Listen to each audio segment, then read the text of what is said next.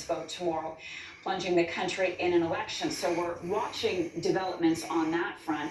We're also waiting for the ministers to address the issue around fisheries, the fishing dispute with lobsters in Nova Scotia. Also, we've got some breaking news from Ottawa about the Canada-US border. We're now just learning that the closure is being extended until November the 21st. The Public Safety Minister, Bill Blair, tweeting that out. He said, we are extending non-essential travel restrictions with the U.S. until November the 21st, 2020. The government's decisions will continue to be based on the best public health advice available to keep Canadians safe. The border has been closed to non-essential travel since the middle of March. All right, so back to the dispute now over First Nations fishing rights. This is likely to land on the floor of the House of Commons. And 4 cabinet ministers and the NDP are calling for an emergency debate over this issue. Anytime now, we're expecting 4 cabinet ministers to hold a briefing on the rising tensions in Nova Scotia's lobster fishing industry. We're expecting to hear from the Fisheries Minister, the Minister of Crown Indigenous Relations, the Public Safety Minister, Bill Blair, and Indigenous Services Minister, Mark Miller. They want everyone to step back, and there are many calls for the government now to take action to protect and respect treaty rights. Nobody wants to be associated with us due to the threats that are going on in the community. Like they're turning on each other, and it's very unfortunate. This isn't about race, that this is about sustainability and conservation.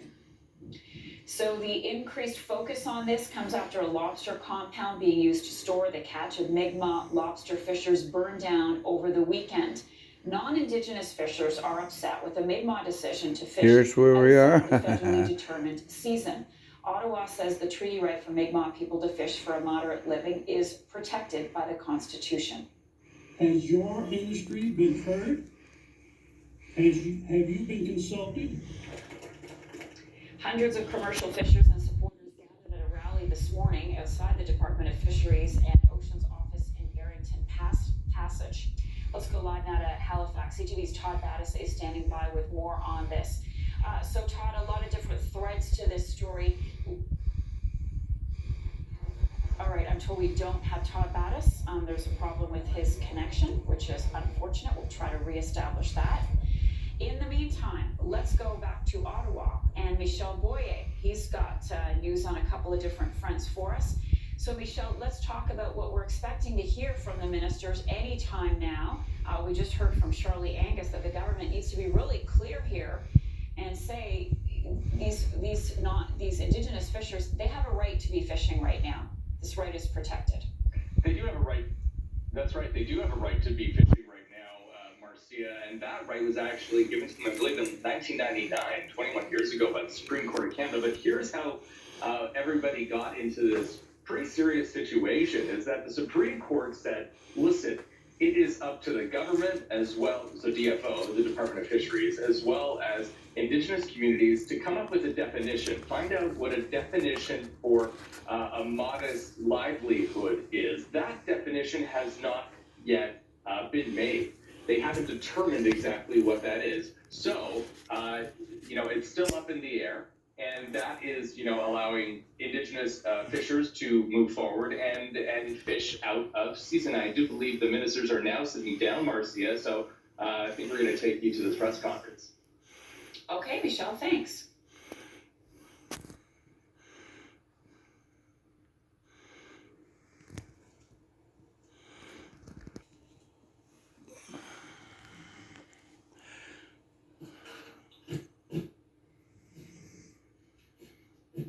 Kwe tanse ulukud, good morning, bonjour.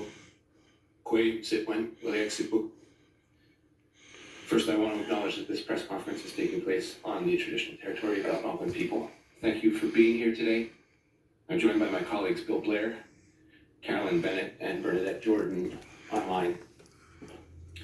We're here today to speak to the disgraceful and alarming events that have unfolded in the last week in Nova Scotia regarding the fishery conflict and acts of violence perpetrated against the Mikmaw people.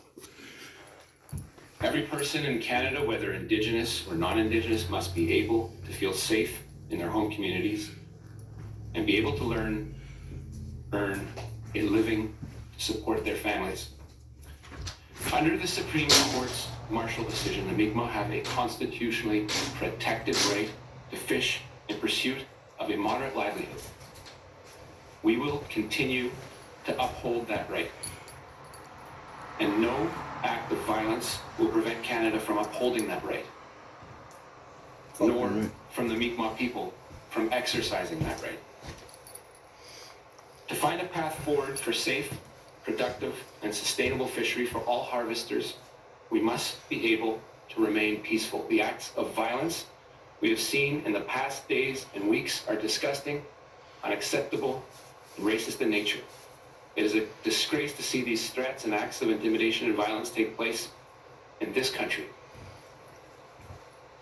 We must also recognize that once again, as evidenced by the scenes of violence, Indigenous people have been let down by the police, those who are sworn to protect them. Throughout history, Indigenous peoples have experienced continuous discrimination, and to this day, still suffer the consequences of colonial practices. But they have shown an extreme resilience and courage in standing up for their rights. We still see this happening today in Nova Scotia, and it is a testament to who they are that they do so peacefully. In order to move forward, we need to have a proper, peaceful situation, and the protection of people on both sides has to prevail, and clearly that has not been the case up to now. Je suis profondément préoccupé par ce qui se passe en ce moment. Nous sommes tous extrêmement inquiets. We are all very upset that this violence could lead to death. Pacifique, afin d'en arriver à We une solution must durable pour tous les pêcheurs. reach a resolution or a lasting situation for all fish harvesters. Bernadette Jordan, who can provide an update on the situation. Well, Eliuk, thank you. Look. Cool. Oh, shit. I believe you're on mute, Minister. Bernadette, you're on mute. I apologize. Merci, Minister Miller. Hello, bonjour, Kwai. I'm joining my colleagues today from Mikmaw, the traditional, unceded territory of the Mikmaw people. I'm speaking to you today not only as the Minister of Fisheries and Oceans, but as a Nova Scotian, and as a longtime member of a rural coastal fishing community. Right now, all of Canada is watching Nova Scotia. Many Canadians are learning for the first time about what an LFA is, or how the lobster fishery currently operates. But in Nova Scotia, in our coastal communities, these are part of our daily lives. They're part of our identity, because fishing is not just a livelihood, it's the way of life here. So when we say that the issues we're confronting right now are complex, long-standing, and deeply personal, it's the truth. What's occurred in the last week, the violence, the fires, the destruction of property, is disgusting. And it's not the Nova Scotia I know and love. Minister Blair will speak more on these events, but I want to address today is the fishery itself. The Mikmaw have a right to fish, a Supreme Court affirmed treaty right. We're not here because we're debating that right. We're here because our country operated for centuries without considering First Nations rights. We built up whole systems, institutions, and structures without considering them. And right now we have a chance to change that for the benefit of every single one of us. Change and uncertainty can be challenging. I know that once we remove the criminals, the vandals, and the trolls, there are honest, hardworking fishers who are concerned. And that's who I want to speak to for a moment. Many of you have had a very challenging season this year, and you want to know that the stocks you depend upon for your livelihood will be protected. So let me say now very clearly that conservation underpins everything we do. Lobster stocks are healthy, DFO will continue to monitor stocks, and will never move forward with a plan that threatens the health of this species.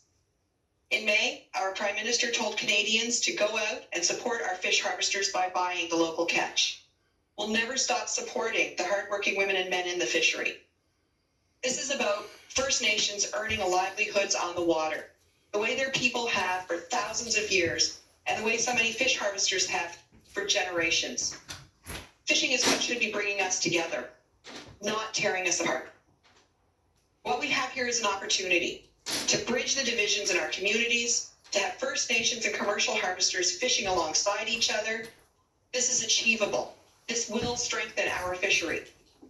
But to do that, we need to have space, time, and trust.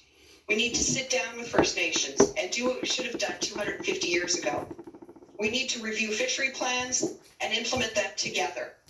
So I ask that everyone give us the necessary space we need in order to have these discussions.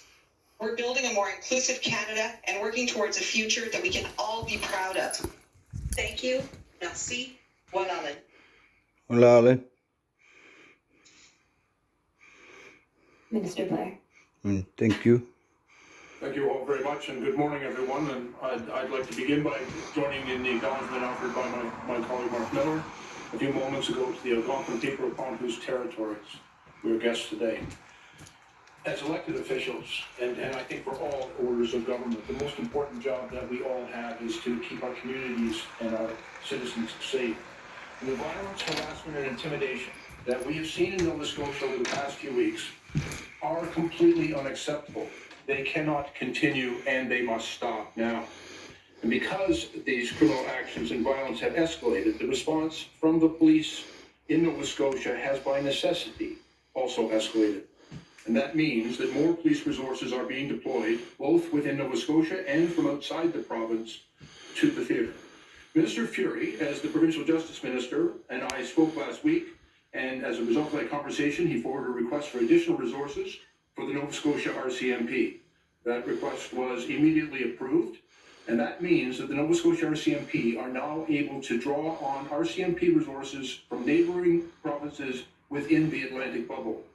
And as of today, there are additional officers on the ground in Nova Scotia. The RCMP reports that they have deployed ground resources, resources on the water, liaison teams, and investigative resources required to maintain the peace and uphold the law at that location. Local detachment members in Southwest Nova are on the ground. People who live in the community are familiar with the community.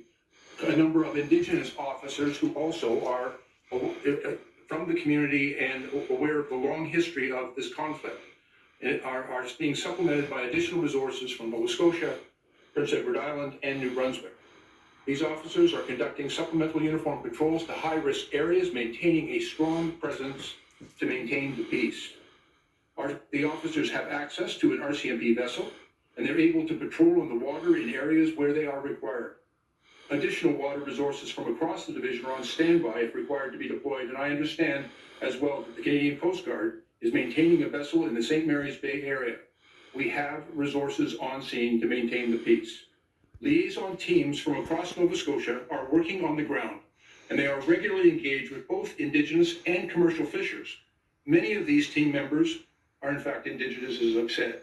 They are from the community, and they know the people involved. And they have been on scene from the outset in an effort to maintain a dialogue and a peaceful situation there. The RCMP has a significant presence in the Metawon area. They have deployed from Prince Edward Island officers as well who are specialized in training of de-escalation and crowd control. We know that these actions have become necessary to keep the Mikmaw people and all the people of Nova Scotia safe. The additional officers will maintain law and order. They will make up special units to help support ongoing criminal investigations, and I'll provide you with a bit of an update of that shortly. But most importantly, we are prepared to hold to account any individual who is perpetuating the acts of violence and destruction that we have seen. Crimes will be investigated, and individuals will be held to account for their actions. I've spoken to this morning and over the weekend to the RCMP Commissioner, and she has assured me that she currently has the resources necessary to manage the situation on the ground and to uphold the law. I want all Canadians to know that we are taking these threats and the violence that has taken place very seriously. I know from experience that when such violence takes place, it can tear communities apart. And this is the worst possible outcome of any conflict. The suspicion, fear, and conflict can last within these communities for generations. And we do not want to see this happen in Nova Scotia or in any place in Canada. The reckless violence and the racist threats that we've seen do nothing to bring us closer to a resolution. They only serve to divide us, to put our friends and our families and our communities in danger. And that is why the violence must come to an end now. It is the only way to give us all an opportunity to find a peaceful, lasting solution. In my conversations with the RCMP Commissioner, I have received assurances, and I am confident with the additional resources that have been deployed, we have the necessary means to enforce our laws, to keep the peace, and to protect public safety. I'd also like to provide you briefly with an update on some of the investigations that have been taking place. And during last week, an assault occurred on Chief Michael Sack. An accused in that case has been arrested and is now before the courts. He has been released from custody with conditions to have no further contact with Chief Sack or the situation at that location. In addition, on October 13th, Chris an arson Melanson. occurred. A van was set fire.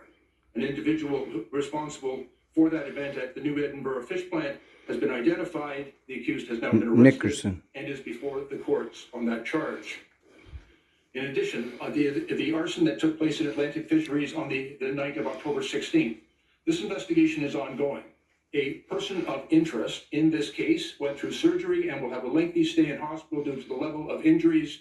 The investigators are continuing their investigation to identify any possible second or other suspects in this matter. I need my carries. In addition, there was a mischief that occurred on October 13 at Atlantic Fisheries. We have obtained video of that, and we are now, the RCMP are working to identify those responsible. And in that regard, I want to ask for anyone who has video of these events, which could be used as evidence or to advance an investigation by the police, please provide it to the RCMP. We have the resources in the community to conduct these investigations. Individuals who engage in criminal behavior of violence, intimidation, the destruction of property, or any other act which escalates this conflict will be held to account. And we ask for the public's assistance in these investigations, and we also ask for calm while the important discussions that are necessary and will bring this matter to an appropriate resolution take place. Thank you. Thanks. Minister Bennett? Merci. Hello. Quay. Bonjour.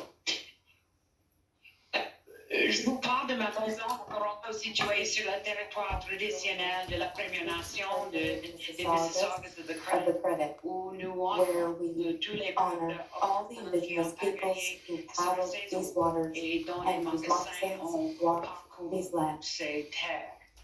Tout d'abord, je tiens à remercier I would like to thank les all the communautés communities qui who travaillent are working very hard la to keep their sécurité people de safe leur in the population face of face à escalating l'escalade violence. de la violence.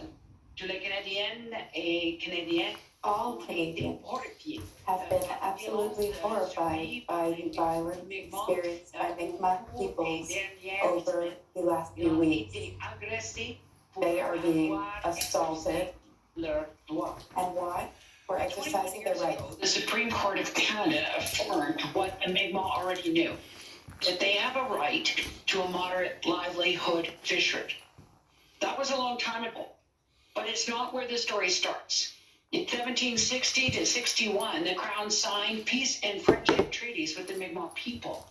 Treaties that guaranteed hunting, fishing, and land use rights for the descendants of these communities. These treaties are the foundation of our relationship and remain in place today. Canada and all Canadians have a responsibility to ensure that these treaties are upheld and implemented. For millennia, Indigenous peoples have held conservation and sustainability as a core value. The Mi'kmaq nations have been working hard on their plans to exercise and implement their rights in a sustainable fishery. Canada is working with the Mi'kmaq nation on their broader vision of self-determination, which begins with their treaty right to fish. Mi'kmaq have had this right, and they have the right to exercise it free from violence, threats, and racism. Ensuring we rebuild the nation-to-nation relationship is fundamental to building a stronger and fairer Canada. Over the last 5 years, we've taken concrete steps to advance reconciliation, support self-determination, and rebuild our relationships with First Nations, Inuit, and Métis. Reconciliation and rebuilding trust is hard work. 21 years ago, the Supreme Court of Canada affirmed the right for the Mikmaw to fish. The failure to define moderate livelihood has maintained the uncertainty that leads to confusion and conflict. Over the weekend, we've had conversations with Chief Sack, as well as with the Assembly of Nova Scotia Mi'kmaq Chiefs, where we reaffirmed our commitment to working in partnership with them to implement their treaty rights. We share their concerns for the safety of their communities. The violence is unacceptable, and the perpetrators will be brought to justice. As you heard, Minister Jordan knows in her heart how important the lobster fishery is to Nova Scotia and all those who call it home. The Mi'kmaq leadership is inspiring. I am confident that they will be able to find a path forward that affirms their rights, creates certainty, so that the Mi'kmaq people are able to fish safely and free from violence. A timely and peaceful resolution will make Nova Scotia and Canada much, much stronger. Well, Ellen. Thank you. Nous allons maintenant répondre aux questions des journalistes. Une question et une question de suivi.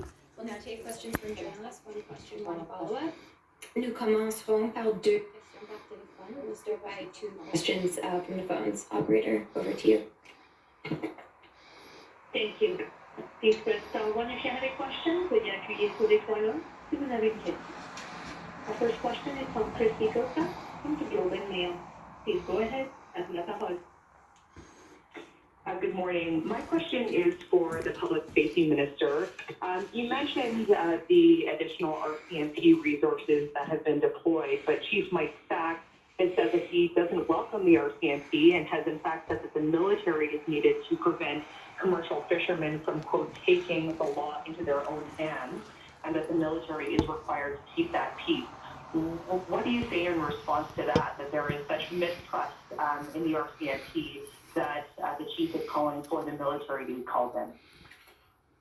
Well, first of all, this isn't a military operation. It is a peacekeeping operation, and it is the responsibility of the police of jurisdiction, and in this case, it's the responsibility of the RCMP. We have taken steps necessary to ensure that they have adequate resources to do the job. I appreciate the concern that Chief Sack expressed, because he, like we, share a great concern about the violence that was taking place. It was unacceptable, and it needs to stop. We have ensured that the appropriate resources, the right resources with the right tools, are in place, not only to maintain the peace, but to undertake criminal investigations. That's a policing responsibility, to hold to account those individuals. One of the best ways, I think, to prevent further acts of criminality and violence is to ensure that people who engage in such conduct are held to account, that they face criminal charges, and that is the responsibility of the police. And I want to assure Chief Sachs, the Mi'kmaq people, and all of the people of Nova Scotia that we are deploying the right resources to do the job of keeping the peace and upholding the law, and where crimes take place, to hold to account those who are responsible. Christy, do you have a follow-up? Yeah, I do. Thank you. And just again on the RCMP, you mentioned the conversations that you've had with the RCMP commissioner. Over the course of the weekend, a spokesperson for the RCMP appeared on television and said, quote, "We don't see this as a police issue, but we understand both sides." I'm wondering what you make of those remarks. Is this in fact a police issue? And have you raised any concerns with the RCMP commissioner about the response that was in place from the RCMP last week and into the weekend? I have discussed this with the commissioner, and we both agree. This is very much a police responsibility. The first responsibility of the police as the people that we task in our society on all of our behalf to maintain the peace is to uphold our laws and to prevent crime and to keep peace in that environment, in every environment. And so that is always the responsibility of the police. The police must be fair and impartial in the exercise of those duties, but when crimes are committed, when people are being victimized, when acts of intimidation and violence and destruction are taking place, then the police cannot and are never impartial to that. They have a responsibility to act. And as I've provided information to you today, and as the RCMP commissioner has assured me, the police are in fact acting. They are investigating. They are laying charges for those who commit these acts, and they have deployed sufficient resources to maintain the peace and prevent these offenses. You know, when people do engage in acts of criminality, it is the responsibility to ensure that they are held to account and to uphold our laws. And that is the responsibility and that jurisdiction of the RCMP. The commissioner understands that responsibility very clearly. I'm absolutely confident that the RCMP know their job. Perhaps, you know, if an individual officer misspoke in those circumstances, I want to assure Canadians that the RCMP know that they have a responsibility to maintain the peace. When crimes are committed, people are to be charged and held to account. Those investigations are ongoing. Those court cases will proceed. Thanks, Christy. Operator, next question. Thank you. Our next question is from Ryan Timothy from the National Post. Please go ahead, vous la parole. Yeah, Minister Blair, this question's for you, I guess. When the van was attacked and set ablaze, and the Indigenous fishermen were sort of surrounded by a group of commercial fishermen, there were a number of RCMP officers caught on video not responding in any visible way. Are you concerned about that? Are you concerned about that was allowed to happen? And are you looking for any investigation to the officers' actions that evening? We are, first of all, working hard to make sure that the RCMP have the resources they need to respond appropriately to the conflicts that arise. In a protest situation, I have some understanding that can be challenging. I did witness and I've reviewed a video, for example, in the assault that took place on Chief Sack on I believe it was the 13th of October. In that case, an RCMP officer did intervene, but unfortunately the perpetrator of that assault moved back into the crowd and the police were not able to make an arrest at that time, but they continued the work. They conducted an investigation. They identified the individual responsible for that assault, and they have laid that charge, and that matter is now before the court. And so it is not always possible to prevent every act of criminality, but people will be held to account, and we have now ensured that they have adequate resources to do all that is possible and necessary to maintain the peace in that environment. But we also want to encourage people who would. We recognize that there are a certain amount of tension and concern within the community, but criminality can never be condoned. And this violence is completely unacceptable and has to stop. And so we've made sure that the police have the resources to do what they are able to do and what is necessary to maintain the peace. And if people engage in criminal acts, they are going to be held accountable. Frankly, we want the dialogue and the important work that Minister Jordan and my colleagues from Indigenous Services are currently undertaking. That's necessary, it's important, and it is the path to appropriate resolution of this conflict. But when people engage in acts of criminality, violence, and intimidation, it makes that dialogue far more difficult. And frankly, people will be held to account for those actions. Do you have a follow-up? Yeah, I'm just wondering, the Supreme Court decision, in addition to suggesting that they had a right to a moderate livelihood, also in a follow-up decision said that there was a right for the federal government to regulate the fishery. How do you plan on balancing those two priorities? What is a reasonable set of, of regulations for the fishery in your mind? Well, I think that.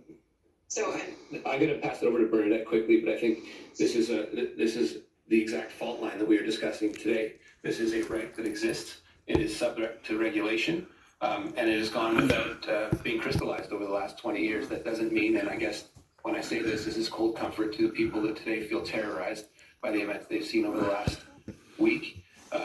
But there have been advancements in advancing the martial right and Indigenous fisheries over the last 20 years. Again, cold comfort to what's going on and has been going on the last week, and the work that needs to be done precisely along that fault line of regulation. Each community has its distinct needs, and that adds to the complexity, but the complexity shouldn't be a barrier to moving forward. It doesn't make the job easy. The job is made even more painful given what has gone on, and therein lies the nature and the tone of the discussions between specifically Minister Jordan and Chief Sack and his team, as well as the other communities and the Association of Nova Scotia Mikmaw Chiefs that is currently going on. We have pledged to move forward on that basis, but no one should be under the impression that this will be an easy resolution. It is a nation-to-nation one that has to occur with respect, peace of mind, behind closed doors. It is not something out of respect that we negotiate in the public domain, and people need to respect that. But as a nation-to-nation process, it is something that has to occur with the nation in question, and for that, I'll leave the rest of the answer to Minister Jordan or Minister Bennett. Thank you, Minister Miller. With regards to the negotiations, right now they are ongoing with Sabaganagati, Chief Sack. We've also engaged in conversations with the chiefs from the other bands in Nova Scotia. We had good conversations with them yesterday, Minister Miller, myself, and Minister Bennett. We do not, as Minister Miller said, negotiate in public. We are absolutely working on a path forward to make sure that the affirmed right that was upheld by the Supreme Court is implemented. To that end, we are also listening quite closely to commercial fishers with some of the concerns that they're having. We want to make sure that they're listened to as well. I think that is part of the process. But the actual negotiations is a nation-to-nation negotiation, and those are taking place right now with GSAC. And I'm not going to prejudge what comes out of those negotiations, but I think it's extremely important to know that we are on a path forward.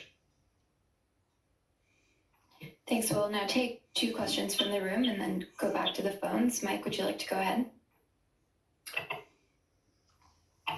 Bonjour, Louis Blouin de Radio-Canada. Monsieur Miller, j'aimerais savoir si vous avez l'intention de préciser ce que Mr. Miller, c'est question. subsistance. Do you have the intention of clarifying what moderate livelihood means? This seems to be an issue. Can it be quantified, for example, with a lobster quota? So what could such a definition look like? Answer, Minister Miller. This has been defined. It was defined 20 years ago with the Marshall decision, which defined the right to subsistence moderate livelihood.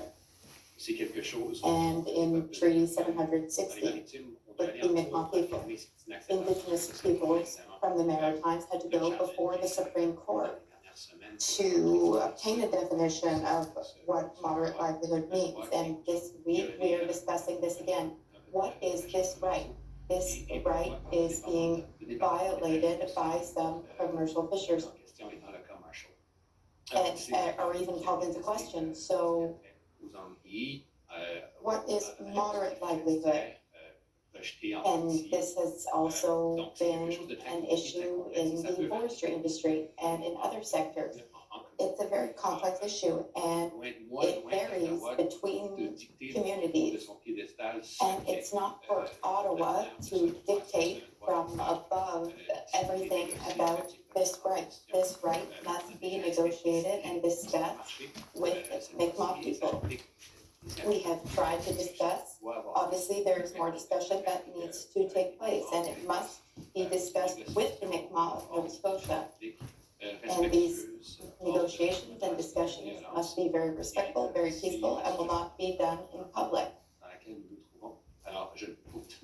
So I can't give you a precise definition or a specific quantity or quota.